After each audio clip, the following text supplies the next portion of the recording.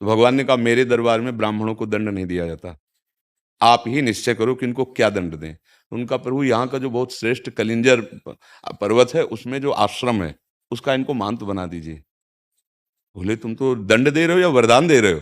बोले प्रभु मैं पूर्व में महंत ही था, इसीलिए मैं आपको कह रहा हूँ कि जब महंत बनेंगे ना और मनमानी आचरण करेंगे और भगवत अर्पित बिना किए जो भगवान के लिए आता है वो खाएंगे तो कुत्ता बनेंगे। तो हमारे जैसा इनको भी पता चलेगा कि श्वान योनि में कितना कष्ट होता है। इसका